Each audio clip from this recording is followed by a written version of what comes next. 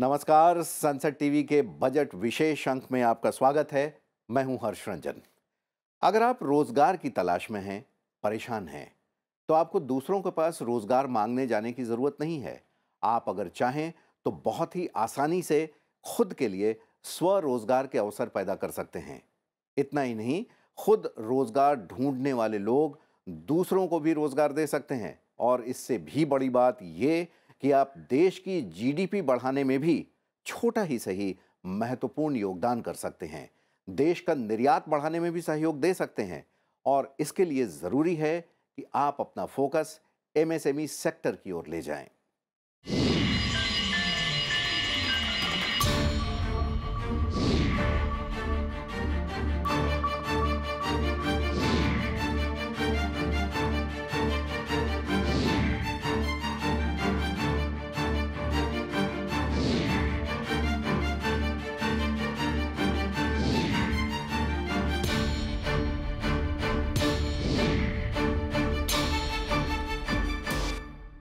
MSME यानी सूक्ष्म लघु और मध्यम उद्यम क्षेत्र 6 करोड़ से अधिक उद्यमों के साथ भारतीय अर्थव्यवस्था के एक अत्यधिक जीवंत और गतिशील क्षेत्र के रूप में उभरा है, जो उद्यमिता को बढ़ावा देता है।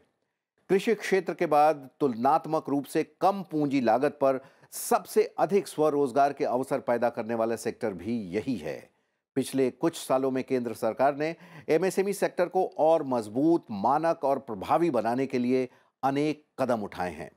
आसान कर्ज देने से लेकर प्रक्रियाओं को आसान बनाकर उद्यमशीलता को बढ़ावा देना सरकार के एजेंडे में सबसे ऊपर है।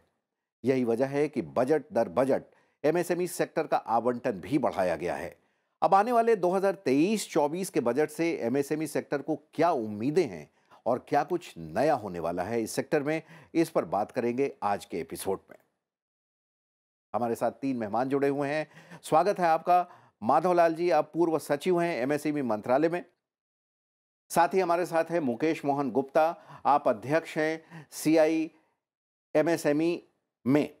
और साथ ही ऑनलाइन हमारे साथ जुड़े हैं सीआईआई एमएसएमई राष्ट्रीय परिषद के उपाध्यक्ष के नंद कुमार जी। नंद कुमार जी, आपका भी बहुत बहुत स्वागत है। तो हमने बात की शुरू में कि अगर रोजगार की तलाश है और रोजगार नहीं मिल पा रहा है, जाहिर सी बात है सरकारी नौकरियां लिमिटेड हैं, तो आप रोजगार लेने के बजाय लोगों को रोजगार दे सकते हैं।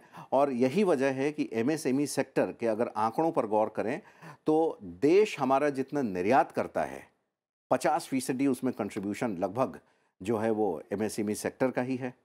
और जीडीपी की बात करें तो 30% जो भागीदारी जीडीपी में दे रहा है वो एमएसएमई सेक्टर दे रहा है। थोड़ा सा इसके आपसे सवाल है माधवलाल जी, इससे कि थोड़ा सा इतिहास के बारे में बताएं कि एमएसएमई को क्या इतिहास पिछले 10 साल का रहा है, कैसे सरकार ने बढ़ावा दिया है और इस साल के बजट से और आने वाले बजट में क्या उम्मीद यह सेक्टर कर सकता है। जी हाँ, ये बहुत अहम सेक्टर है जैसे आपने कहा। और इसकी अहमियत जो है, जब भारत को स्वतंत्रता मिली तो उस समय से ही रिकग्नाइज़ की गई।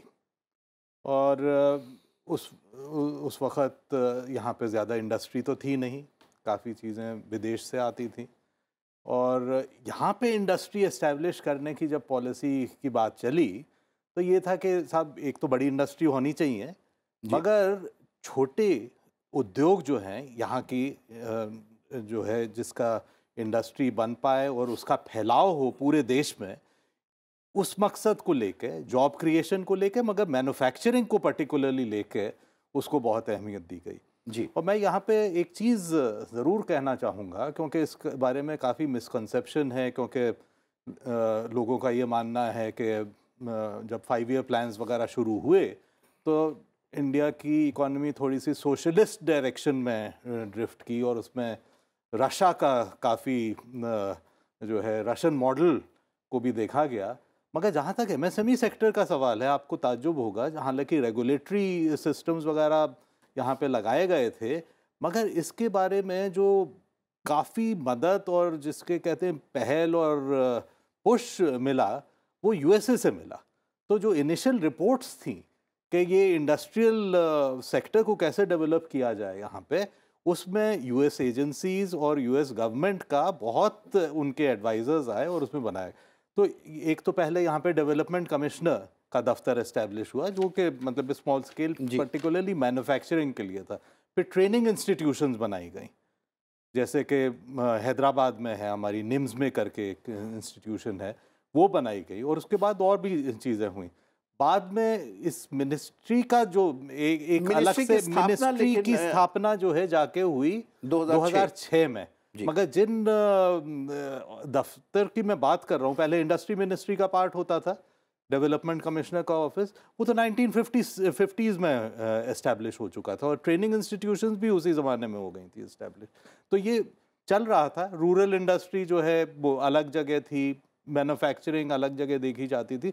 2006 में जाके अलग मिनिस्ट्री की स्थापना हुई। और उस वक्त एक और चीज़ अहम हुई कि इसमें जहां हम बात करते थे स्मॉल स्केल इंडस्ट्री की, ये हुआ कि साहब एंटरप्राइज की बात की जाए, क्योंकि उसमें सर्विस इंडस्ट्री भी जोड़ी गई। तो जी। जो एमएसएमई एक्ट आया 2006 में, उसमें इंडस्ट्री, मैन्युफैक्चरिंग इंडस्ट्री का जिक्र है और सर्विस इंडस्ट्री का भी जिक्र है, और दोनों को मिला के एमएसएमई यानी micro small and medium enterprises ministry बनी। आपने अहमियत का तो जिक्र किया, रोजगार के पॉइंट ऑफ व्यू से, इकोनॉमी के पॉइंट ऑफ व्यू से जी। और एक्सपोर्ट के पॉइंट ऑफ व्यू से, मगर आज की अगर तारीख में देखा जाए तो इनोवेशन के पॉइंट ऑफ व्यू से भी इसकी बहुत अहमियत है।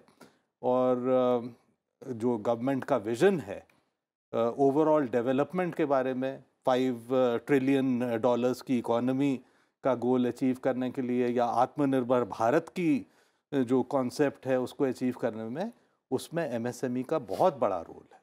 जी, और शायद यही वजह है कि सरकार इसे लगातार प्रोत्साहन दे रही है। इंडस्ट्री बॉडी में होने के नाते आप लोगों से मिलते रहते हैं, नए इनोवेशंस पे और क्या आगे होना चाहिए इस पर काम करते रहते हैं मुकेश जी। क्या उम्मीद कर रही है एमएसएमई जो सेक्टर है इस साल के बजट से?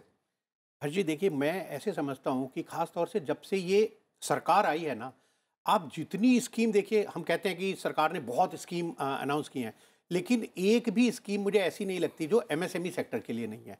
सरकार की जितनी भी, चाहे वो जनधन स्कीम हो, मुद्रा स्कीम हो, जो भी स्कीम है वो सरकार लेकर आई, मैं समझता हूँ छोटे और मंझले उद्योगों के लिए।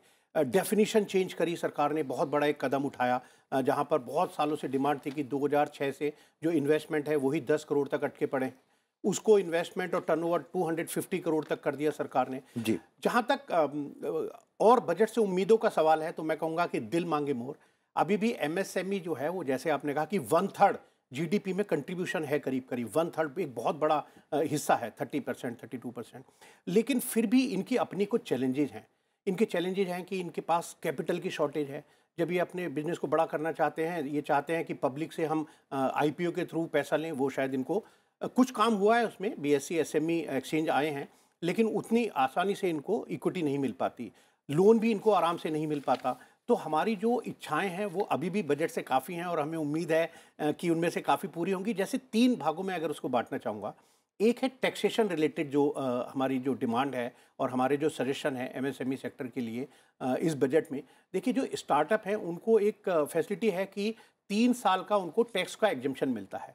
ये जो एमएसएमईज हैं, ये भी इनमें से बहुत सारे ऐसे हैं जो स्टार्टअप हैं। वो हो सकता है वो स्टार्टअप की डेफिनेशन में ना आए जो डीपीआईटी है, लेकिन वो भी एक छोटे व्यापारी हैं। तो हमारी एक डिमांड ये है कि भाई इनको भी टैक्स का एग्जम्पशन कुछ दिया जाए एमएसएमई सेक्टर को। दूसरी एक और बहुत हमारी इंपॉर्टेंट डिमांड ये है कि देखिए, जो कंपनीज हैं उनका तो टैक्स रिलैक्सेशन है कुछ 25%, लेकिन ये जो एमएसएमईज है और ख़ास तौर से जो माइक्रो एंड स्मॉल है, वो जो काम कर रहे हैं वो या तो प्रोप्राइटरशिप फर्म के रूप में काम कर रहे हैं या पार्टनरशिप के रूप में काम कर रहे हैं, उनको ये 25% का जो रिलैक्स्ड इनकम टैक्स का जो बेनिफिट है वो हर्जी नहीं मिल पा रहा। तो हम चाहते हैं कि उनको भी ये बेनिफिट मिले। इसके अलावा जैसे प्रोग्रेसिव इनकम टैक्स होता है कि भाई आपकी इनकम इंडिविजुअल में है कि 2 लाख तक है तो टैक्स इतना है, इसके बाद है तो टैक्स की दर बढ़ जाती है। इस तरह हम चाहते हैं कि अगर इन एमएसएमईज के लिए अगर उस तरह का भी कोई प्रोविज़न कर दिया जाए तो शायद ये एक काफ़ी पैसा जो होगा ये फिर दोबारा फ्लो बैक होकर उन्हीं की कैपिटल में आएगा, उसी बिजनेस में लगेगा, तो शायद ये काफ़ी बड़ा एक मदद मिल सकती है इन एमएसएमईज के लिए। बिल्कुल, चलते हैं नंद कुमार जी के पास, सीआईआई से जुड़े हुए हैं, को चेयर हैं एमएसएमई राष्ट्रीय परिषद के। नंद कुमार जी। Thank you. जी जी, सरकार काफ़ी कुछ कर रही है जैसी हम यहाँ पे चर्चा कर रहे हैं। इसके यस। बावजूद इंडस्ट्री की मांग है कि टैक्सेशन में और दूसरे लोन लेने में कुछ सुविधाएं और बढ़ाई जाएं। मैं आपसे जानना चाहता हूं कि क्या वजह है कि एमएसएमई जब हम बोलते हैं तो माइक्रो में लगभग हमारे पास डेटा जो है वो बताता है कि 93% एमएसएमई के जो उद्यम है वो पहले एम कैटेगरी में है, यानी माइक्रो में है। मीडियम और स्मॉल में काफ़ी कम है।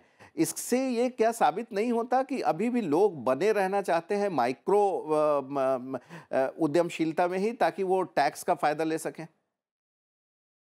आपने जो बोला बहुत सी बराबर है। माइक्रो स्मॉल एंड मीडियम में माइक्रो 95% तक है और उनको एक वन मैन आदमी है उसमें, माइक्रो में ज़्यादा आदमी लोग काम नहीं है, लेकिन 1+1 ज़्यादा आदमी काम करते हैं, लेकिन 95% of the total micro small and medium में माइक्रो इंडस्ट्रीज है, वो बहुत सब कंट्रीब्यूट करते हैं इंडस्ट्रीज के लिए, जीडीपी के लिए।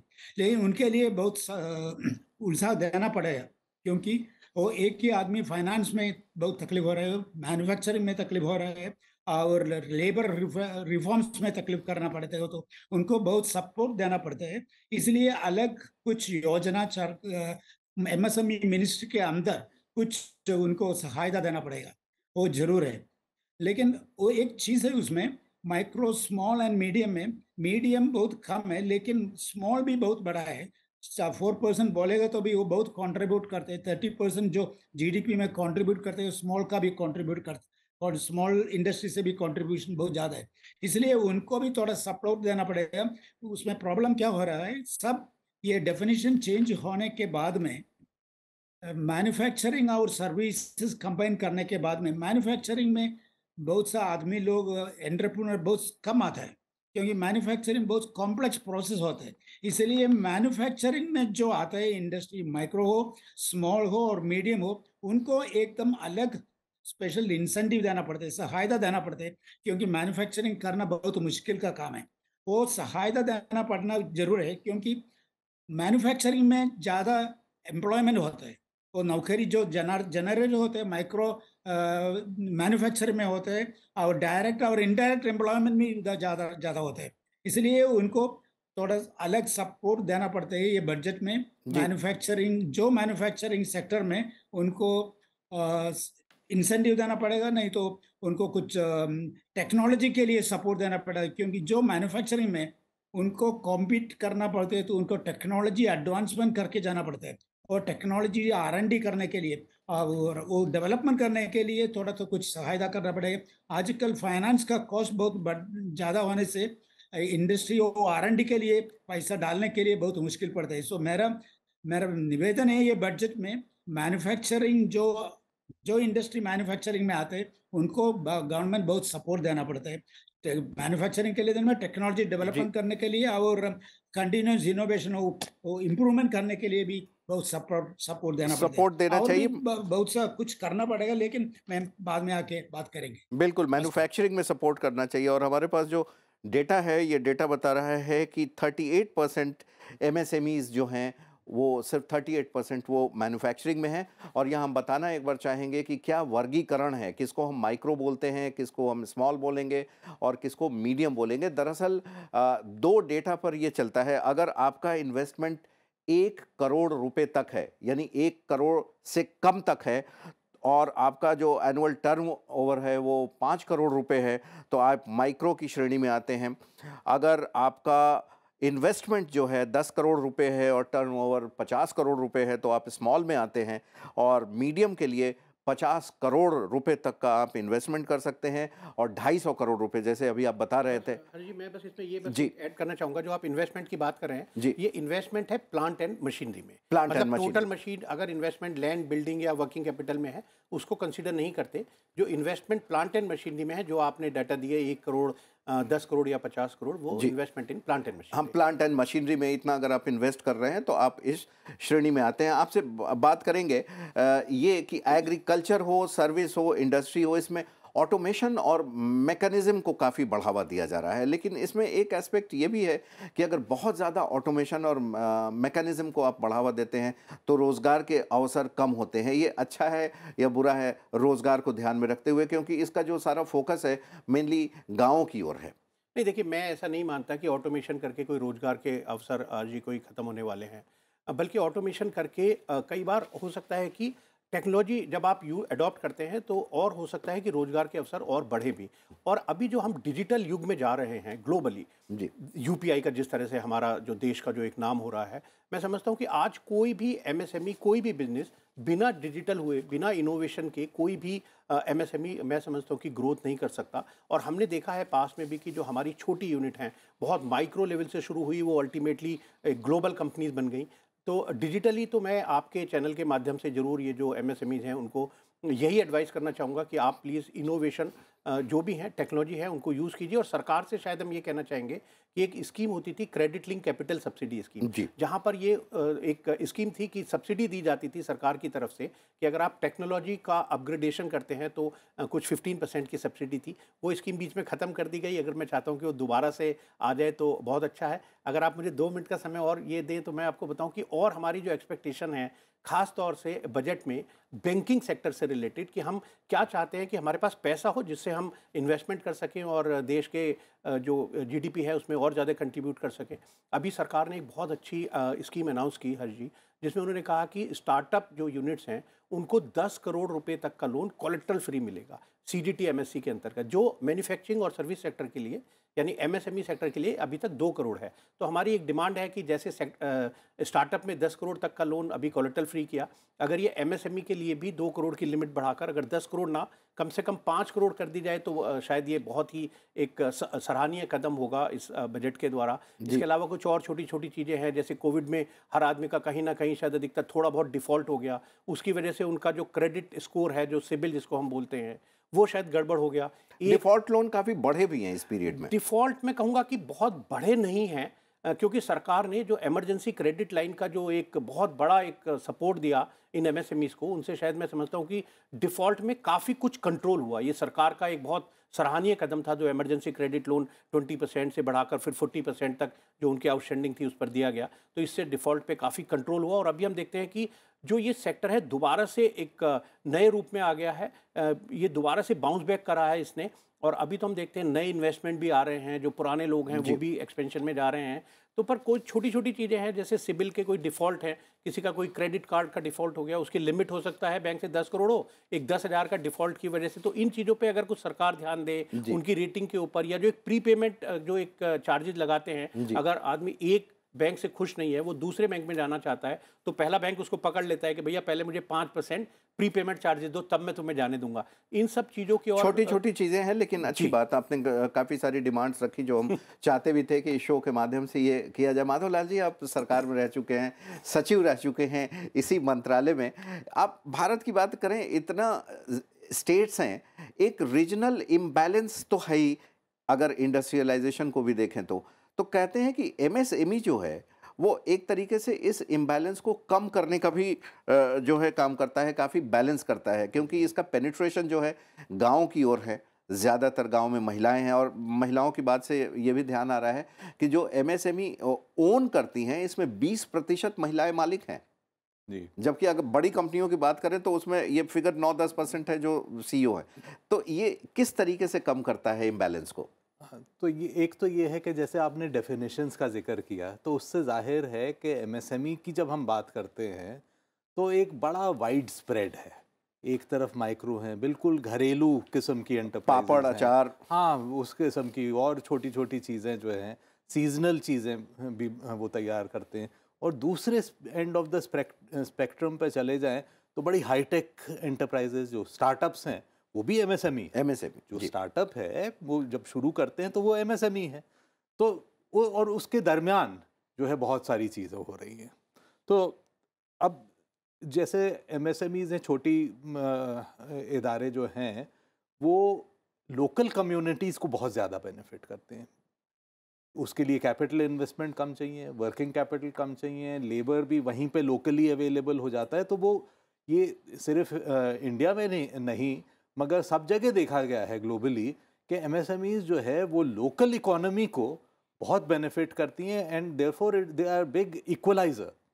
तो इसका ये बहुत अहम एक रोल है। इस तरह से अगर हम ओवरऑल देखें तो एमएसएमई सेक्टर ये एक इकोनॉमी और ग्रोथ के लिए इम्पॉर्टेंट है, मगर सोशल डेवलपमेंट के लिए भी ये बहुत इम्पॉर्टेंट सेक्टर है। जी, ना सिर्फ सोशल डेवलपमेंट बल्कि हम कहें कि उससे रिलेटेड विमेन एम्पावरमेंट है, वीकर सेक्शंस जो हैं, इस तरीके के इम्बैलेंस को ये कम करता है। नंद कुमार जी के पास चलते हैं। नंद कुमार जी, या आवाज़ आ रही है? आपने पिछली बार कई सारी चीज़ें बताई कि ये डिमांड्स हो सकती हैं, लेकिन टैक्सेशन को लेकर आपका कुछ कहना है कि किस तरीके से इनके टैक्स को और बेहतर बनाया जाना चाहिए ताकि और ज़्यादा से ज़्यादा लोग आएँ? लगभग 6,500 प्रोडक्ट्स एमएसएमई बनाते हैं।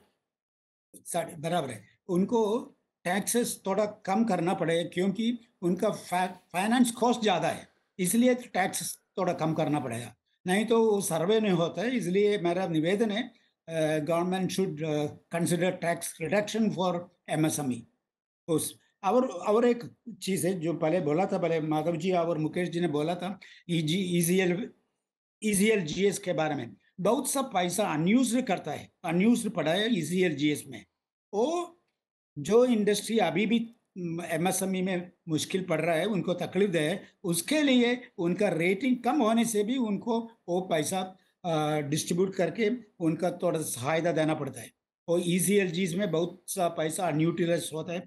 और जो इंडस्ट्री उनका पोर्टल में रजिस्टर किया, उद्यम पोर्टल में रजिस्टर किया और उनका रेटिंग कम होता है, उनको जो अनयूटिलाइज पैसा उनको देगा तो उनको बहुत सा हेल्प मिलेगा और उनका प्रोडक्शन भी ज़्यादा बढ़ेगा और उनका एम्प्लॉयमेंट भी ज़्यादा कर सकते हैं। और एक चीज़ है, पहले मुकेश जी ने बोला डिजिटल करने के लिए, अभी क्या प्रॉब्लम है, डिजिटल करने में अपस्किलिंग करना पड़ता है एम्प्लॉयज़ को। अपस्किलिंग करने के लिए जो कॉस्ट पड़ता है वो एमएसएमई को एमएस के पास नहीं है, एंटरप्रेन्योर के पास पैसा नहीं है। वो अपस्किलिंग उनको करने के लिए अभी सीएसआर फंड में जो है वो यूज करने के लिए परमिशन देगा तो बहुत अच्छा पड़ेगा, डिजिटाइजेशन भी आगे पड़ेगा और जो एम्प्लॉय है उनका स्किल भी आगे बढ़ेगा। सो मेरा निवेदन है वो सीएसआर फंड एमएसएमई में अपस्किलिंग के लिए यूज करने के लिए परमिशन बजट देने का है। ये one of the Mukesh ji, नंद कुमार जी बात कर रहे हैं कि किस तरीके से training and development up skilling के लिए इनका इस्तेमाल हो, इस पे आपकी क्या राय है? नहीं, स्किल डेवलपमेंट के लिए देखिए सरकार की काफ़ी स्कीम चल रही है, अलग से मिनिस्ट्री भी है। जहाँ तक टैक्सेशन की बात आपने कहा है, एक और बहुत इंपॉर्टेंट मुद्दा ये है कि जब हम कोई अपना अगर कोई मकान बेचते हैं, दूसरा मकान खरीदते हैं, तो हमें कैपिटल गेन से टैक्स में एग्जम्पशन मिलती है। हमारी एक बहुत ये डिमांड है कि जब आदमी अपने घर के लिए मकान ले रहा है तब तो हम कैपिटल गेन का एग्जम्पशन है। अगर कोई अपना मकान बेचकर कोई फैक्ट्री लगा रहा है, वो जो कैपिटल गेन उससे हो रहा है उस पर भी अगर ये एग्जम्पशन मिल जाए तो इससे भी अप स्किलिंग में भी उसका मदद मिलेगी, टेक्नोलॉजिकल अपग्रेडेशन में भी मदद मिलेगी और उसका जो, जैसे मैंने पहले कहा कि जो पैसा उसके पास बचेगा वो फिर इंडस्ट्री में ही आएगा। ये एक बड़ी मदद हो सकती है। इसके अलावा एक और बहुत बड़ी समस्या इन एमएसएमईज़ की है, जब वो अपना माल बेच देते हैं किसी लार्ज कॉर्पोरेट को या गवर्नमेंट डिपार्टमेंट को या पीएसयूज़ को, तो हमने देखा कि बहुत सारे केसेस ऐसे पेंडिंग हैं जहाँ पर डिलेड पेमेंट की समस्या है और इस डिलेड पेमेंट की समस्या से हर जी उनकी वर्किंग कैपिटल का बैलेंस बिगड़ जाता है। कई बार उनके अपने अकाउंट एनपीए हो जाते हैं। सरकार ने एक मिनिस्ट्री में एक जरूर पोर्टल एक शुरू किया है इसके लिए, लेकिन जहाँ पर एमएससीएफसी के थ्रू कुछ समाधान करने की कोशिश कर रहे हैं, लेकिन उसके लिए भी काफ़ी कुछ करने की शायद अभी ज़रूरत है। बिल्कुल, और एक जो डेटा कहता है कि देश में इस समय लगभग 6 करोड़ से ज़्यादा, to be precise 6.33 crore MSMEs हैं, 6,500 से ज़्यादा प्रोडक्ट हम उसमें बना रहे हैं। एक चुनौती ये आ रही है, पता नहीं इसको चुनौती कहना कितना ठीक होगा, माधव जी आप बताएं, कि जैसे माइक्रो में जो हैं उनका टैक्स स्ट्रक्चर और कम है, उनको और सुविधाएँ ज़्यादा हैं, वो जब बड़े हो जाते हैं तो वो स्मॉल या मीडियम में नहीं जाना चाहते, वो फिर ब्रेक करके 2 माइक्रो कर लेते हैं। हाँ, नहीं मतलब ये कुछ ऐसे यूनिट्स होंगे, ज़्यादातर जैसे पहले जिक्र आया कि 95% तो वो माइक्रो हैं जी। ये नहीं है कि मतलब है वो जाना नहीं चाहते, मगर हर एक माइक्रो एंटरप्राइज जो है वो तो बढ़ेगी नहीं, क्योंकि ये लोकल कंडीशंस पे भी काफ़ी डिपेंड करता है। लोग क्या वो बना रहे हैं, क्या वो सर्विस प्रोवाइड कर रहे हैं, उस पर भी वो डिपेंड करता है। तो ऐसा नहीं है कि जो माइक्रो एक एस्टैब्लिश हुई है वो एंड मीडियम में या लार्ज इंडस्ट्री में होगी, ज़्यादातर तो वो वहीं पे रह जाएंगी। मगर ये है कि वो सहूलियत ज़रूर होनी चाहिए कि अगर कोई ग्रेजुएट करना चाहे टू हायर लेवल, तो इसमें मैं जिक्र करना चाहूँगा, अभी मतलब है ये चीज़ें कुछ महीने पहले, कुछ 1-2 साल पहले इन चीज़ों का काफ़ी जिक्र भी आया था। एक रैंप स्कीम इंट्रोड्यूस की गई थी जो raising and accelerating MSME performance. तो जहाँ तक नंद कुमार जी ने भी फरमाया कि मतलब है hand holding, mentoring, capacity building की ख़ास तौर से मैन्युफैक्चरिंग में वो ज़रूरत रहती है। ये एक गवर्नमेंट को अपना रोल एक्सेप्ट करना चाहिए कि ये इसमें कोई मतलब एसोसिएशन वगैरह आएंगी आगे, मगर उस एक्टिविटी को सपोर्ट करना है। इसके लिए गवर्नमेंट के प्रोग्राम्स भी हैं, मगर मेरा ये थोड़ा सा देखना है कि इस तरफ जो है तवज्जो और ज़्यादा देने की ज़रूरत है सरकार की तरफ से। और जब मैं गवर्नमेंट की बात कर रहा हूँ, मैं सिर्फ सेंट्रल गवर्नमेंट की बात नहीं कर रहा हूँ। एमएसएमई सेक्टर के लिए स्टेट गवर्नमेंट बहुत इंपॉर्टेंट है और इवन लोकल गवर्नमेंट बहुत इंपॉर्टेंट है। तो हमें ऐसा इकोसिस्टम एस्टेब्लिश करना है जिसके लिए फॉर्चुनेटली हमारी कंट्री में इंफ्रास्ट्रक्चर बहुत अवेलेबल है। मेरा ये मानना है कि वो infrastructure, both human and physical infrastructure की एडिक्वेट यूटिलाइजेशन नहीं हो रही, ऑप्टिमाइज हम उसको कैसे ऑप्टिमाइज कैसे करें? मैं जिक्र करूंगा, डिस्ट्रिक्ट इंडस्ट्री सेंटर्स बने थे, ये 70s लेट 70s की बात है। उस वक्त वो बहुत इंपॉर्टेंट रोल प्ले करते थे, उनका रोल अलग था। मगर आज भी डिस्ट्रिक्ट इंडस्ट्री सेंटर्स हैं, मगर आप जाएंगे वहाँ पे ज़्यादा एक्टिविटी नहीं चल रही है। फिजिकल इंफ्रास्ट्रक्चर बहुत मौजूद है, वो यूटिलाइज नहीं हो रहा है। जी। हमारी अपनी जो मिनिस्ट्री होती थी एमएसएमई, एक बड़ा प्रोग्राम चलता था वहाँ पे टूल रूम्स का, बहुत अच्छा काम हुआ। वर्ल्ड बैंक ने भी उसकी टूल रूम्स के लिए पैसे दिए। उसका एक कंपोनेंट था कैपेसिटी बिल्डिंग का भी, मगर अनफॉर्चुनेटली वो जो प्रोग्राम था, पूरा प्रोजेक्ट, वो कंप्लीट नहीं हो पाया। तो फिजिकल इंफ्रास्ट्रक्चर बन गया एडिशनल, मगर जो कैपेसिटी बिल्डिंग है वो बड़ा मुश्किल काम है, वो इतना आसान काम नहीं है। उसमें बहुत ज़्यादा एक्सपर्टीज़ की ज़रूरत है। एक बहुत अच्छा प्रोग्राम चलता था पहले हमारे, मतलब कुछ साल पहले वो शुरू किया गया था। अब उसका नॉमेनक्लेचर चेंज हो गया और काफ़ी कैरेक्टर भी चेंज हो गया। उसका नाम था नेशनल मैन्युफैक्चरिंग कम्पिटिटिवनेस प्रोग्राम। उसमें जो आपने जिक्र किया, डिजिटाइजेशन, क्लस्टर्स, डिज़ाइन और ये सारी चीज़ें जो अपग्रेड करने के लिए चाहिए, उसमें थी। तो मैं अपनी तरफ से ये भी उम्मीद करता हूँ कि वो प्रोग्राम को दोबारा से फिर इन्होंने क्रेडिट लिंक्ड कैपिटल सब्सिडी, बहुत बढ़िया प्रोग्राम, बहुत बढ़िया प्रोग्राम। तो आज सब चीजों को मेरे ख्याल में दोबारा से देखने की जरूरत है। आज वक्त अब काफी कम बचा है। आपके अगर इस सवाल का मैं जवाब देना चाहूँ, जो आपने कहा कि ग्रोथ के लिए अभी शायद कुछ लोग बहुत ब्रीफ में देखिए, ये हमने आज ही सरकार को सजेशन दिया है कि 50 करोड़ तक की टर्नओवर वाली जो यूनिट है वो स्मॉल कैटेगरी में, और सारी जितने भी बेनिफिट्स हैं माइक्रो एंड स्मॉल को है, खासतौर से पब्लिक प्रोक्योरमेंट है या सीडीटी एमएससी है या डिलेड पेमेंट की है। तो हमने आज ही सरकार को एक सजेशन दिया है कि या तो टर्नओवर हटाकर आप केवल investment in plant and machinery को रहने दें, या फिर ये टर्नओवर की लिमिट स्मॉल कैटेगरी में करने और तो बढ़ा दिया जाए। और उम्मीद आप कर सकते हैं कि सरकार चूंकि बहुत फोकस के साथ इस सेक्टर पर ध्यान दे रही है, तो इस जो भी आपने सलाह दी है इंडस्ट्री ने, उसको ज़रूर देखेगी सरकार और जहां तक संभव होगा मानेगी भी। आप तीनों मेहमानों का, माधवलाल जी, मुकेश मोहन गुप्ता जी और नंद कुमार जी, आपका हमारे प्रोग्राम में शामिल होने के लिए बहुत बहुत धन्यवाद।